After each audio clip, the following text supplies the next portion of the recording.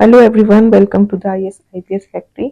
जैसा कि आप सबको अच्छे से पता है कि 2 फरवरी को है आरएएस का एग्ज़ाम और अब बचे हैं लास्ट 5 डेज। तो लास्ट 5 डेज सबसे ज़्यादा क्रूशियल होते हैं। इस समय एंजाइटी बढ़ने लगती है, ऐसा लगता है जो कुछ पढ़ा है सब भूल गए हैं, कुछ याद ही नहीं है। काश एग्ज़ाम 10 दिन और टल जाए, 15 दिन और टल जाए, 20 दिन टल जाए, 1 महीना टल जाए। लेकिन बिलीव मी, अगर एग्ज़ाम 1 मंथ और पोस्टपोन हो गया ना, उसके बाद भी आपको यही लगेगा कि यार कुछ अच्छे से याद नहीं है, सब भूल रहे हैं। क्योंकि लास्ट के जो डेज होते हैं, जो लास्ट वीक होता है ना, ये सबके साथ यही होता है कि सब भूल रहे हैं। पर आप कुछ नहीं भूले हो। जब आप एग्ज़ाम दोगे, जैसे ही एग्ज़ाम मोड में आओगे, जैसे ही एग्ज़ाम हॉल में आप बैठोगे, आपको सब याद आने लगेगा। क्योंकि वहाँ आप ऑप्शन देखोगे तो आराम से आपको चीज़ें याद आने लगेंगी, क्लिक होने लगेंगी। अब हम इस वीडियो में देखेंगे कि लास्ट के 5 डेज को कैसे यूटिलाइज करें। अब तक का टाइम तो हम यूटिलाइज कर चुके हैं, लेकिन ये लास्ट के 5 डेज सबसे ज़्यादा ज़रूरी होते हैं। अगर हमने ये अच्छे से यूटिलाइज कर लिया ना, तो बिलीव मी, आपके उस लिस्ट में आने के चांसेस बढ़ जाएंगे। तो इसमें मैंने टॉपिक्स लिखे हैं जिनको आपको लास्ट के डेज में ज़रूर रिवाइज करके जाना है। बाकी सबका अपना अपना वेरी करता है, बट मैंने प्रायोरिटी वाइज टॉपिक लिखे हैं कि जो इजी भी होते हैं, डूइंग भी होते हैं, और जिसमें से क्वेश्चन आना ही आना है, और वो क्वेश्चन आप करके भी आ सकते हो। तो सबसे पहला टॉपिक है पॉलिटी। चाहे यूपीएससी का एग्जाम हो, चाहे आरएएस का हो, चाहे यूपीपीसीएस का हो, किसी का भी हो, पॉलिटी सबसे ज़्यादा डुएबल टॉपिक होता है अगर आपने पॉलिटी को अच्छे से पढ़ा है।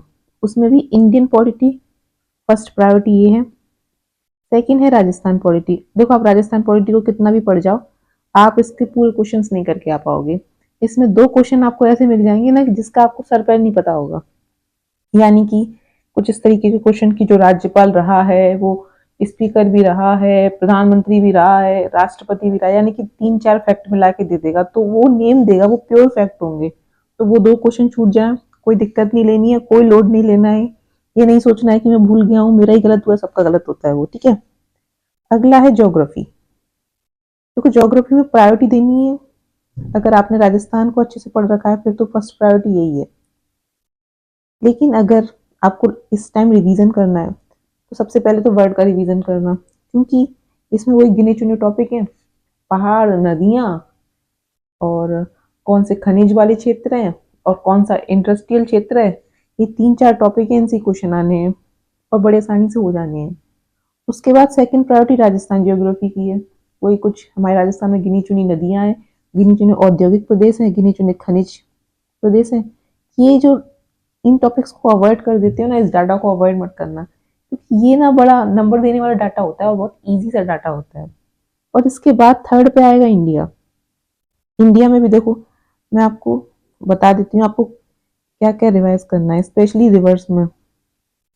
गंगा देख जाना, और साउथ की महानदी कावेरी, कृष्णा, इनकी सहायक नदी देख जाना।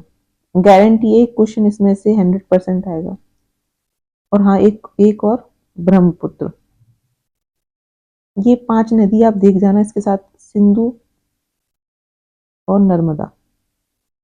बस इतनी रिवर देख जाना आप, और इस रिवर में से आपको क्वेश्चन मिल जाएगा। ये फुल गारंटी के साथ मैं कह सकती हूँ, क्योंकि हर साल आता है और इन्हीं से आता है कि कौन सी किसकी सहायक नदी। सहायक नदी से एक क्वेश्चन तय है, और वो भी बस इन 3 रिवर की सहायक नदी पूछता है, इन चारों की, ब्रह्मपुत्र को मिला के। और हमको लगता है कि इतना सारा याद करना है, इसलिए ज़्यादा याद करने के चक्कर में जो मेन टॉपिक होते हैं उन्हें अक्सर छूट जाया करते हैं। और एक और देख लेना, कौन सा खनिज कहाँ पाया जाता है। इसमें जैसे कोयला, ये सबसे इम्पोर्टेंट है, और लोहा, ये जो दोनों, और एक है परमाणु संयंत्र कौन सा कहाँ है। ये 2-3 टॉपिक हैं, ये बहुत इंपॉर्टेंट है, इनको रिवाइज कर जाना। बस मोटा मोटा चीजें रिवाइज करनी है जिसमें से क्वेश्चन फिक्स है। इकोनॉमी में कुछ पढ़ के जाना या मत जाना, इकोनॉमिक सर्वे पढ़ जाना राजस्थान का, वरना कोई फायदा नहीं है आपकी इकोनॉमी पढ़ने का अगर आपने राजस्थान इकोनॉमिक सर्वे नहीं पढ़ के जा रहे हो, क्योंकि इससे 10 क्वेश्चन तय है भाई। इकोनॉमी, इसको योजनाओं को अगर मिला लिया जाए तो। बस बेसिक इकोनॉमी की रेपो रेट क्या होती है, रिवर्स रेपो रेट क्या होती है, बजट में बजट की टर्म्स दे देगा, वो पूछ लेगा। तो वो तो बहुत बेसिक है, अगर आपने एक बार भी इकोनॉमी पढ़ी है तो बेसिक टर्म्स आप आराम से कर लोगे। अब आती है हिस्ट्री की बारी। हिस्ट्री अगर नहीं पढ़ी है तो मत पढ़ना, मैं आपको यही सजेस्ट करूंगी। और अगर रिवीजन करना ही है तो भाई मॉडर्न हिस्ट्री का करो, मिडिवल को छूने की बिल्कुल ज़रूरत नहीं है किसी कीमत पे। अगर पहले से पढ़ रखी है तो एंशियंट को देख सकते हो, बाकी जरूरत इसकी भी नहीं है। हाँ, थोड़ा राजस्थान की हिस्ट्री देख लेना, मॉडर्न हिस्ट्री अगर आपने पढ़ रखी है, नहीं पढ़ रखी है तो उसको छोड़ सकते हो। और आर्ट एंड कल्चर अगर राजस्थान का आपने पढ़ रखा है तो ही रिवाइज करना, अब पढ़ने मत बैठना, ठीक है। करंट लास्ट 6 मंथ का करंट रिवाइज कर लेना, इससे ज़्यादा का रिवाइज करने की ज़रूरत नहीं है। अगर 20 क्वेश्चन आएंगे 15 इसमें से मिल जाएंगे। PYQs को एक बार ज़रूर रिवाइज कर लेना, क्योंकि इनमें से क्वेश्चन रिपीट होंगे ही होंगे, और मैंने वीडियो डाली हुई है, हार्डली 4 से 5 घंटे में आपके सारे PYQ रिवीज हो जाएंगी, क्योंकि सीधे सीधे क्वेश्चन मैंने डाले हैं, मैंने कोई बकवास नहीं की है उसमें कि मतलब हर 5 क्वेश्चन बाद एक हंसी मजाक चल रहा है, वो सब सीन नहीं है। आप चाहो तो देख लेना, आप किसी और का देख लेना, आई एम नॉट सेइंग कि आप मेरा ही देखो, जिस भी टीचर से आपने पहले पढ़ रखा है उसका देख लेना, लेकिन PYQ प्लीज रिवाइज कर जाना। और अगर आपको कहीं मिल जाए PDF, तो RPSC ने जो लास्ट 2024 में जो RPSC के जितने भी एग्जाम्स हुए हैं उसमें जो भी क्वेश्चंस पूछे गए हैं उन्हें एक बार देख जाना। उसमें से आपको क्या होगा, हिस्ट्री, ज्योग्राफी, इन सब के क्वेश्चन ना रिपीटेडली मिल जाएंगे। मैं कोशिश करूंगी 1-2 दिन में कि इस टॉपिक पर वीडियो डाल दूं, बट तब तक अगर आप वेट नहीं कर सकते, और करना भी नहीं चाहिए, कोई और वीडियो अगर आपको अच्छी लगे या फिर कोई और आपको PDF मिल जाए तो प्लीज़ आप ये रिवाइज कर जाना। ये बहुत इंपॉर्टेंट टॉपिक है। इसमें मैं एक टॉपिक लिखना भूल गई, वो है मैथ्स।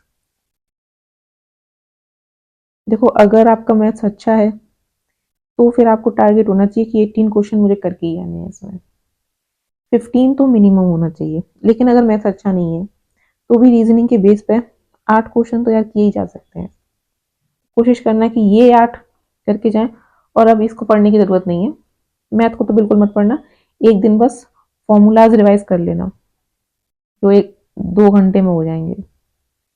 और अगर आप मैथ बिल्कुल कमजोर है, कोई ज़रूरत नहीं है इसको इस टाइम पर उठाने की। और इन सब में सबसे ज़रूरी चीज़ है, डरना नहीं है भाई। अपन ने जो पढ़ा है, जितना पढ़ा है मोर देन सफिशियंट है, होना होगा इतने से हो जाएगा, वरना नहीं होगा। मैं आपको खुद का एक्सपीरियंस बता रही हूँ, जिन एग्जाम्स में मैं बहुत ज़्यादा पढ़ के गई हूँ, मतलब कि करना ही करना है, होना ही होना, उनमें क्या हो जाता है, उनमें मुझे एंजाइटी हो जाती है लास्ट टाइम पे, एग्जाम से एक दिन पहले, और घबराहट के मारे ना वहाँ पर जो मुझे आ रहा होता मैं वो भी भूल जाती। और जिन एग्जाम में मैं रिलैक्स थी कि ठीक है यार, होगा तो हो जाएगा, एग्जाम ही तो है, और क्या है, मेरे उन एग्जाम में जिसमें मैंने सोचा भी नहीं होता था, उस लिस्ट में मैं अपना नाम देख लेती थी। तो यही मैं आपको कहूँगी, पहली चीज़ ये है, किसी भी एग्जाम में सिलेक्शन के लिए आपको डरना नहीं है, आपको एंजाइटी नहीं होनी चाहिए, आपको घबराहट नहीं होनी चाहिए कि पता चला 12 बजे से एग्जाम है, 10 बजे से आपकी दिल की धड़कनें तेज होना शुरू हो गई, एंजाइटी हो रही है, पसीना आ रहा है बड़ी सर्दी में भी आपको, तो भैया अगर ऐसा हो रहा है ना तो समझ लो एग्जाम पहले ही डूब गया। इसलिए ऐसा होने नहीं देना है। एक रात पहले 1 फरवरी को चिल हो जाना है कि हाँ, एग्जाम ही तो है, वो भी यार इसका बहुत ईजी होता है, ये सोचना है। और ये सच्चाई है, ये सिर्फ सोचने के लिए नहीं, ये सच्चाई है, ये सोचना है कि अरे अपना नहीं होगा तो किसका होगा, हमसे ज़्यादा तो कोई पढ़ाई नहीं है, ठीक है। वो बस लास्ट में यही कहूँगी, ऑल द बेस्ट। आपने बहुत अच्छे से मेहनत की है, फोड़ के आना है, फाड़ के आना है, तोड़ के आना है, सब करके आना है, बस टूट के नहीं आना है कि आके एग्जाम से निकल रहे हैं और रोना सा मुंह बना रखा है।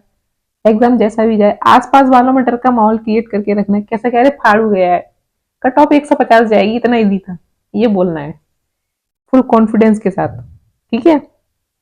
और एक सीट तो आपकी पक्की है, बस अब से 5 दिन उठते बैठते यही सोचना है। और रात को सोने से पहले ना ये अफर्मेशन करना भूल मत जाना कि मेरा सिलेक्शन 2024 के RAS प्री में होने वाला है, 2 फरवरी का मेरा एग्जाम सबसे अच्छा जाने वाला है, मेरा सिलेक्शन 100% होने वाला है, ठीक है। तो ऑल द बेस्ट, मिलते हैं आपसे नेक्स्ट वीडियो में। अगर आपको हमारा प्रयास, हमारी वीडियो पसंद आ रही हो तो प्लीज़ आप कमेंट करें, लाइक करें, शेयर करें, सब्सक्राइब करें, कि आप कमेंट करोगे तो मुझे पता चलेगा मैं और किस तरह से वैल्यू एडिशन कर सकती हूँ। या फिर आप लोगों को पसंद आ रही है या नहीं, क्योंकि एक फीडबैक का जरिया होता है कमेंट, बाकी और कुछ नहीं है। आपका फीडबैक मिलता रहेगा तो हम इम्प्रूव करते रहेंगे। चलिए मिलते हैं आपसे अगली वीडियो में। Tata bye bye and all the best.